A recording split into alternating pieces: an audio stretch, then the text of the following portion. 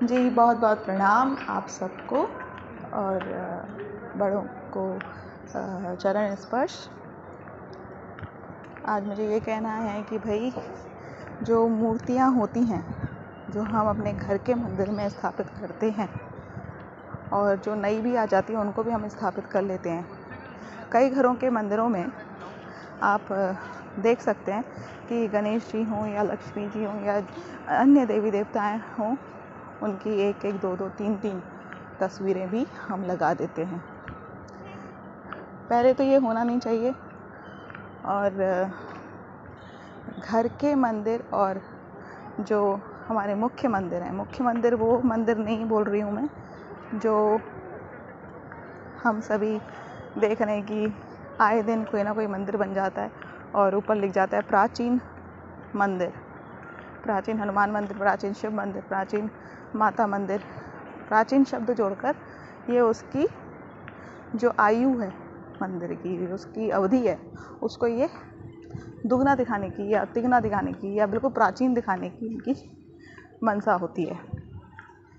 देखिए, मैं उन मंदिरों की बात नहीं कर रही हूँ, मैं उन मंदिरों की बात कर रही हूँ जिनका जीर्णोद्धार हजारों साल पहले हुआ है, वर्षों पहले हुआ है, मैं उनकी बात कर रही हूँ जिनसे हमारी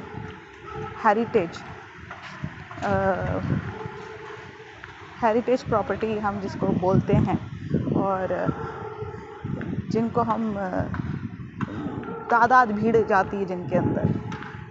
जैसे आपने देखा होगा साउथ में कितने बड़े बड़े मंदिर हैं, उस तरह के मंदिर, मीनाक्षी टेम्पल, बालाजी टेम्पल, बहुत सारे पुराने मंदिर हैं और ऐसे ही आपको नॉर्थ में भी मिलेंगे, हिमाचल में भी मिलेंगे। ऐसे मंदिरों को हम मान्यता देते हैं। ऐसे मंदिरों की पूजा आप जाके करें, और पूजा भी इस तरीके नहीं करते हैं। ये जो मंदिर होते हैं बाहर, इनमें एक बहुत पॉजिटिव एनर्जी होती है। वहाँ पे पुजारी होता है, वो अपनी सारी सेवाएं करते हैं, जितने भी पुजारीज होते हैं। आप वहाँ जाके शांति से ध्यान कर सकते हैं, वहाँ बैठ सकते हैं। ऐसा कोई ज़रूरी नहीं होता है कि आपको चढ़ावा चढ़ाना है या सब कुछ करना है। देखिए, उनका भी जो पुजारी होते हैं उनकी भी जीविका जो है वो आप ही के दिए हुए दान से चलती है। आपके दिए हुए दान से बहुत दूसरे काम भी चलते हैं जिसमें बहुत धन कई सामाजिक कार्यों के लिए लगाया जाता है। भगवान को इसकी आवश्यकता नहीं है, तो आप वहाँ पर अगर जाके शांति से बैठते भी हैं, वो भी एक अपने आप में पूजा अर्चना है। जो हमारा वैदिक पीरियड था, उस वैदिक पीरियड तक किसी भी घर में मंदिर नहीं होते थे। मंदिर वे ही मुख्य मंदिर होते थे जो राजा महाराजाओं द्वारा बनाए गए थे। उनमें जाके जनता बैठती थी, वहाँ पे सामाजिक चर्चाएं भी होती थी, बहुत सी चीज़ों का वहाँ पे होता था। आप चाहें तो 7th क्लास में इसके बारे में अच्छे से पढ़ सकते हैं, हिस्ट्री में भी दिया हुआ है। अब रही घरों के मंदिर की बात, ये बहुत ही सालों बाद फिर शुरुआत हुई। जो सेठ सेठानी होते, जमींदार होते, उनके घरों से, जिनकी बहुएं जाती नहीं थी कहीं। तो ये जो सेठ होते थे या जमींदार होते थे, उनके परिवार होते थे, उनके लिए मंदिर जो बनवाए जाते थे वो घर के प्रांगण में बनवाए जाते थे, ना कि घर के अंदर। ये इसलिए प्रांगण में बनवाए जाते थे क्योंकि मंदिर का मतलब है क्या? मंदिर एक विशेष स्थान है जहाँ पूजा अर्चना पूरे समय चलती है, मंत्रों के उच्चारण चलते रहते हैं, जहाँ पुजारी अपने आराध्य की, जिसको वो समर्पित है मंदिर, उनकी वो आराधना करते रहते हैं, भजन कीर्तन चलते रहते हैं। ऐसे स्थान का जो विशेषता है वो है वहाँ की पॉजिटिवनेस, वहाँ की पॉजिटिव वाइब्स। तो आप अगर ऐसे स्थान में जाके केवल बैठ भी जाते हैं तो आपको एक पॉजिटिव एनर्जी मिलेगी। ये आपको ऐसा है जैसे बैटरी चार्ज कर लेते ना, ऐसा बैटरी चार्ज हो जाता है। इसलिए मंदिर हमारे यहाँ एक बहुत ही विशेष स्थान रखता है। तो ये वैदिक पीरियड के बाद जमींदारों ने अपने घरों के अंदर बनाना, वो भी प्रांगण में स्टार्ट किया था। समय के साथ साथ बदलाव के साथ साथ आम जो लोग हैं उनके घरों के अंदर मंदिर बनने लगे। जो जमींदार स्तर के होते थे उसमें जो पंडित वगैरह थे जिन्होंने अपनी आवश्यकताओं और परिस्थिति वश हर तरीके के नियमों और कायदों में चेंजेस किए हैं, उन्होंने अपने अपने विचार देकर इसमें बहुत बदलाव हुए हमारे कल्चर्स में। अब घरों के अंदर हम देखते हैं कि मंदिर होते हैं, हम उनकी आराधना करते हैं, अर्चना करते हैं, लेकिन यहाँ समय के साथ और आज के युग में, आज का समय में क्या हो रहा है, आज के समय में ये है कि लोग सुंदरता की तरफ आकर्षित हो रहे हैं। आखिर हम पूजा एक साकार रूप में क्यों करते हैं? उसका बहुत बड़ा रीज़न है। जिनका ध्यान नहीं लगता है और जिन्हें एक मूर्ति की आवश्यकता पड़ती है, क्यों पड़ती है भाई? इसलिए कि जिससे हम अपनी भावनाओं को उससे समर्पित कर सकें। जब भगवान शिव और माँ पार्वती और इस जगत के लिए, इस जगत की सुरक्षा के लिए कार्तिक का जन्म होना बहुत ज़रूरी था, तब माँ पार्वती और शिव जी के ऊर्जा से एक कार्तिक का जन्म हुआ। इसके पीछे बहुत बड़ी कथा है जिसको मैं अभी इसने सुनाने बैठूंगी तो बहुत टाइम लग जाएगा, तो हम वो नहीं कर रहे हैं। इसके पीछे मैं इसकी विशेषता बता रही हूँ कि हम क्यों आखिर साकार रूप का आराधना करते हैं। तो जन्म के साथ ही उस ऊर्जा पिंड को देवता जो थे वो उसकी सुरक्षा के लिए ही उसे लेकर चले गए और उन्होंने उनके माँ पार्वती से या शिव जी से कोई पूछा भी नहीं और सीधे लेके चले गए, क्योंकि उनको ये डर था कि दानव उसको नष्ट कर सकते हैं या कुछ भी प्रॉब्लम हो सकती है। और इसी चक्कर में आगे ये स्टोरी ऐसे चली जाती है कि वो किसी तरीके से कई पिंडों में विभाजित हो जाते हैं। फिर वो उसके बाद जब बच्चों का जन्म होता है वो बच्चे एक बनते हैं, वो कार्तिक का स्वरूप आता है। लेकिन किसी कारणवश माँ पार्वती को कार्तिक को कृतिकाओं के हवाले करना पड़ता है। बहुत लंबी कथा है, जो लोग जानते हैं वो बिल्कुल आपको या पढ़ेंगे तो मिल जाएगी, आपको शिव पुराण में ही मिल जाएगी। तो अभी मैं इतना लंबा नहीं सुनाना चाहती। तो उन्होंने कृतिकाओं को सौंपा था उनके पालन पोषण के लिए, और उतनी अवधि तक माँ पार्वती अपने ही पुत्र से अलग रहीं, वियोग में रहीं, बहुत पीड़ा उन्होंने झेली है। और जब वो उस पीड़ा को झेल नहीं पा रही थी तो उन्होंने अपने स्वामी शिव जी से बात की। उन्होंने उनसे कहा कि ये पीड़ मुझे बहुत ज़्यादा महसूस होती है, स्वामी मैं क्या करूं? तब उन्होंने शिव जी ने कहा था कि आप उस अपने बालक की मूर्ति बनाएं और उसको वो ही ममता दें, वो ही प्यार दें। ऐसा करके आपको सुकून मिलेगा, आपकी ये जो तृप्ति, अपना जो ममत्व है वो आप अपना प्रयोग कर पाएंगे, अदरवाइज अंदर ही अंदर आप घुटते रह जाएंगे। तब ये चीज़ एक तरीके से चलन में आई, अस्तित्व में आई। और उसके साथ आप स्वामी विवेकानंद जी का भी आप उदाहरण ले सकते हैं कि जब बहुत बड़े महाराज के घर में वो गए थे निमंत्रण पर, तो वही महाराज ने उनसे पूछा था, ये जयपुर के महाराज थे या राजस्थान के महाराज थे, और उन्होंने उनसे पूछा था कि भाई आप मुझे ये बताएं कि साकार रूप के क्यों हमें पूजा करनी चाहिए, क्या रीज़न है? तो उन्होंने बताया भाई आप इसलिए क्या मतलब बनता है, भगवान तो अनंत हैं, कहीं भी वो है, फिर हम साकार रूप की पूजा क्यों करते हैं? तो स्वामी विवेकानंद जी ने कहा कि भाई ये उनके घर में, उनके महल में उनके दादा परदादाओं की तस्वीरें लगी थी। तो उन्होंने बोला कि एक सिपाही को बुलाया कि भाई तुम इनकी एक तस्वीर की तरफ उन्होंने पॉइंट किया, बोला कि इनको ज़रा आप फेंक कर आ जाइए, कुछ और भी बोला होगा, पर उनके ऊपर आहत करिए। इस बात पर महाराज बहुत ज़्यादा क्रोधित हो गए। तो उन्होंने बोला कि आप ऐसा कैसे कर सकते हैं, वो मेरे दादाजी की तस्वीर है। तो उन्होंने बोला क्यों, आपके दादा परदादा की तस्वीर पे तो करवा रहा हूँ, इससे आपको दुख क्यों हो रहा है। बस इतना ही कहने के बाद महाराज को पता चल गया था कि आखिर मूर्ति पूजा की क्या विशेषता है, इस साकार रूप की हम क्यों पूजा करते हैं।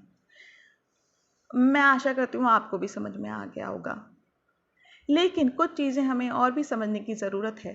अगर आप अपने घर में साकार रूप रखते हैं तो आप उस कथा को भी याद रखें जब श्री कृष्ण ने परिस्थितियों वश जब गोवर्धन पर्वत को अपनी उंगली पर उठाया था, और उसी कथा में उन्होंने एक संदेश दिया था कि प्रकृति के हर जीव, हर तत्व की हमें पूजा करनी है। इन सभी तत्वों का एक साकार रूप प्रकृति ने हमें दिया है, हम उनकी आराधना करते हैं, हमें हर देवी देवताओं से जुड़े हुए हैं। इतने ज़्यादा प्रकृति में तत्व हैं, इतने जीव हैं, उनके इतने साकार रूप हमने बना रखे हैं कि आप अपने मंदिर के अंदर नहीं रख सकते। आप उन्हें आराधना कर सकते हैं, उनकी आप रिस्पेक्ट कर सकते हैं, आप उनको याद कर सकते हैं, इतना संभव है, लेकिन हर मूर्ति नहीं रख सकते आप, हर साकार रूप नहीं रख सकते। तो फिर इस समय आपको क्या करना चाहिए? इस समय हमें ये करना चाहिए कि भाई जो मंदिर हम बना रहे हैं, आपके आराध्य कौन है? हर एक व्यक्ति का आराध्य होता है, एक ही जगह उसका ध्यान होता है, सबसे ज़्यादा विशेषकर। वो तो दूसरों को देखा देखी और जो चीज़ें हमें अभी ज्ञान नहीं होता है, हम हर तरीके से भर लेते हैं मंदिर में, वो चीज़ नहीं होनी चाहिए। आपके आराध्य हैं, आप उन्हें रखिए, उनकी सेवा कीजिए, उनकी ही आप भक्ति कीजिए, उन्हें ही आप जैसे भी पूजना चाहते हैं वैसे पूजिए। और इस जिस साकार रूप को आप रखते हैं, जिसका आप अपने दिल से, अपने आत्मा से प्राण प्रतिष्ठा करते हैं, उस आराध्य के साकार रूप को जब अपने मंदिर में आप जगह देते हैं तो वह इस तरीके से दें कि हे प्रभु, तुम्हारे साकार रूप की मैं अर्चना और पूजा करती हूँ या करता हूँ। आप ही मेरे आधार हैं, आप ही इस जीवन के जन्मदाता हैं, आप ही मृत्यु के कारण भी हैं, आप ही मेरे सर्वे सर्वा हैं, और मैं आपको भजती हूँ या भजता हूँ। और इसी साकार रूप को अपना जीवन दें। ये नहीं कि आपके घर में कोई भी चीज़ आ रही है या कोई भी साकार रूप दूसरा आ रहा है, आप उसको भी जगह दिए जा रहे हैं, जगह दिए जा रहे हैं। नहीं तो किसी मंदिर में आप देख लीजिए, घर के मंदिरों में, कि गणेश जी की ही 3-3 4-4 मूर्तियाँ होंगी, नहीं तो लक्ष्मी जी की ही अलग अलग होंगी, जो भी दे जाता है। अच्छा, गिफ्ट में देने का प्रचलन चल गया है, लोग घर की दीवारों पे बड़ी बड़ी तस्वीरें टांग रहे हैं। ये सब नहीं होना चाहिए। घर की दीवारों में आपको अगर सच में जगह देनी है तो आप प्रतीकों को जगह दें, आप जो स्पिरिचुअल साइन होता है उनको जगह दें। नहीं तो आप अच्छी अच्छी फोटो लगाएं जो पॉजिटिव वाइब्स देती हैं, पर हर जगह आप इस तरीके से देवी देवताओं की फ़ोटो लगाएंगे, कल अगर वो ख़राब हो गई, आप ही उनको इस तरीके से पेड़ों के नीचे छोड़ जाते हैं, नहीं तो कहीं और पटक देते हैं या फिर नदी में विसर्जन करते हैं। भाई, आप लोगों के इस चलन से क्या हो रहा है कि नदियों में हर चीज़ का जो विसर्जन हो रहा है वो प्लास्टिक के साथ हो रहा है, प्लास्टिक की थैलियों के साथ हो रहा है। ये अज्ञानता नहीं है तो और क्या है? हम विसर्जन कर रहे हैं इन सब चीज़ों के साथ, ये नदियों को खराब नहीं करेगा क्या? ये कौन सा पुण्य हम कमा रहे हैं? हम ऐसे कोई पुण्य नहीं कमा रहे हैं। हमारी ये कुछ जो बुद्धि है उसका थोड़ा सा हमें यूज़ करना चाहिए कि क्या सही है। लोग गिफ्ट्स में भगवान की मूर्ति, नहीं तो तस्वीर, ये सब भी दे रहे हैं। ऐसे नहीं करिए, सोचिए। ये तो हमने उनको ऐसा बना दिया है कि आदान प्रदान की चीज़ बना दी है। कई लोग अपने घर के मंदिर में देवी देवता ही पलट देते हैं कि वे तो पुराने हो गए जी, नए ले आओ। ये सब नहीं होना चाहिए। सबसे बड़ा उदाहरण मैं आपको रामकृष्ण जी ठाकुर, जय ठाकुर, जो हमारे गुरु हैं, उनका मैं बताती हूँ कि एक बार जब उन दक्षिणेश्वर मंदिर में, जहाँ के वो पुजारी रहे हैं, वहाँ पर कृष्ण जी की मूर्ति खंडित हुई थी। आप आज भी जाके देख सकते हैं, ठाकुर जी ने वहाँ पे उस मूर्ति को हटाने नहीं दिया था, वो खंडित है। तो इसका मतलब उन्होंने ये बताया था कि कल अगर आपके माता पिता को कुछ चोट लग जाए तो क्या आप उनको हटा के बाहर कर देते हैं? नहीं, आप उसका ट्रीटमेंट करते हैं। तो उन्होंने कुछ चीज़ें विशेष कर लाकर उसको वहीं की वहीं जोड़ा, उसको वहीं भरपाई की, और वो इस तरीके से जुड़ गई कि जैसे मानो कुछ हुआ ही नहीं था। और आज भी उसी मूर्ति की पूजा होती है, चल रहा है। इसको बोलते हैं मान प्रतिष्ठा से अपने दिल में प्रतिष्ठित करना ईश्वर को। ये नहीं कि समय आते ही आप फटाफट उसको निकाल देते हैं, ये करते हैं। अरे कोई एक आराध्य की सेवा करें, उसको समर्पित कर दें अपना जीवन, आपको अकेलापन आपका वहीं छूट जाएगा। आज जब हमने हर एक चीज़ों को अपने अलग अलग अलग अलग पूजना जो स्टार्ट किया हुआ है, जो हम अपने अपने दिमाग को अलग अलग स्थानों पे विभाजित कर देते हैं, उसी की वजह से आपका फोकस नहीं बनता है, एकाग्रता नहीं आती है। आप वही संस्कार अपने बच्चों में दे रहे हैं। और आप खुद भी देख सकते हैं कि हमारे यहाँ जो फ्रस्ट्रेशन है वो बढ़ता जा रहा है।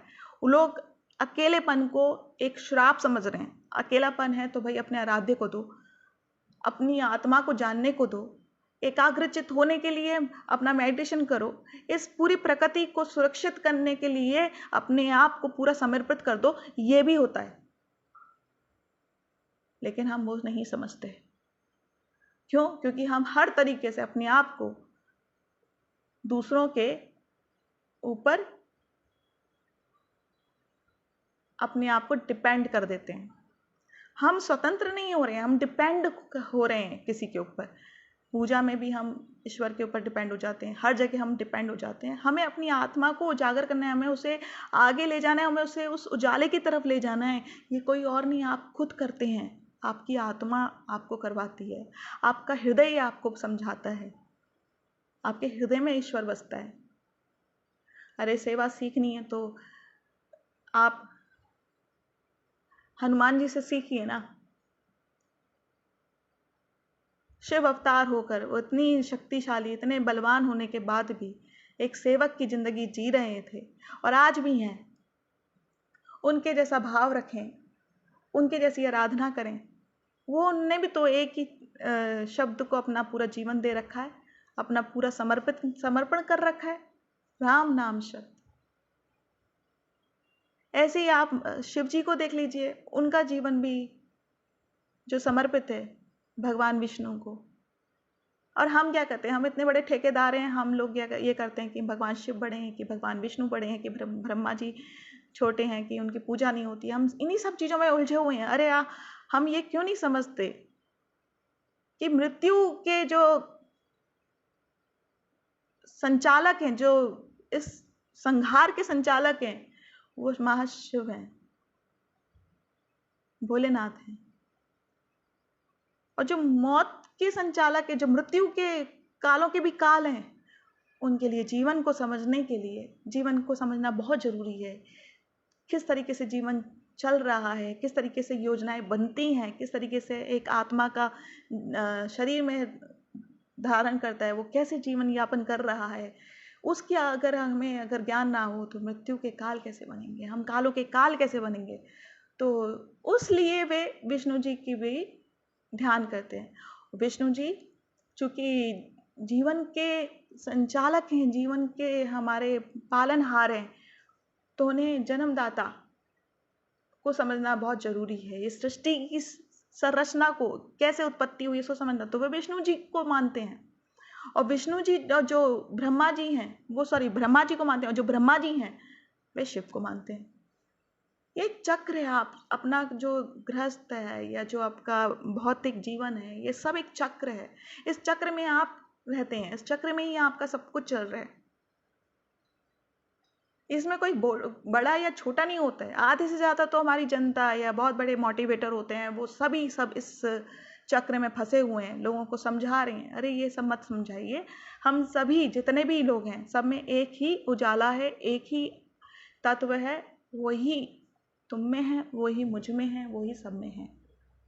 ईश्वर आप में है, ईश्वर तुम में है, सब में है। इन्हें किसी साकार रूप की भी जरूरत नहीं है। अगर आप चाहें तो, अगर नहीं हो पा रही है आराधना, तो आप साकार रूप भी रखते हैं, बहुत बढ़िया बात है, जैसे भी आप आवश्यकता समझें। आराधना के कई पहलू हैं। आराधना कई देशों में अपने अपने हिसाब से करते हैं लोग, उन्हें कई नाम दे रखे हैं। नामों का क्या, तत्व तो एक ही है। ये बॉर्डर्स का क्या, हवा नहीं देखती, पानी नहीं देखता, ये जो तत्व हैं, 5 तत्व, ये नहीं देखते बॉर्डर्स। ये सभी के लिए हैं। हमारे वेदों में भी क्या लिखा है भाई, हम वो क्यों भूल जाते हैं? वसुदेव कुटुंबकम, ये लिखा है क्या? भारत कुटुंबकम? नहीं नहीं नहीं, ये नहीं लिखा। हमें अपनी सोच को बदलना होगा, हमें एक दूसरे का सम्मान करना होगा। जो शत्रु है, जो निगेटिविटी रखता है, उसे वो दंड मिल ही जाएगा, क्योंकि प्रकृति जो है वो बैलेंस कर लेगी। लेकिन अगर आप नहीं बैलेंस हुए, आपका बुद्धि अगर बैलेंस नहीं हुई, आपका नाश तो होना ही होना है। इस प्रकृति का नाश नहीं होने वाला, ये बैलेंस कर लेगी अपने आप। आपका जरूर कुछ हो सकता है, लेकिन अगर आपने अपनी आत्मा को पहचान लिया, आपको किसी जाति वाति में फंसने की जरूरत नहीं है, किसी धर्म नाम विशेष में फंसने की जरूरत नहीं है। आपको सिर्फ अपनी आत्मा को पहचानने की आवश्यकता है और उसी का अनुसरण आपको करना चाहिए। आपके हृदय की प्रथम आवाज ही ईश्वर की आवाज है।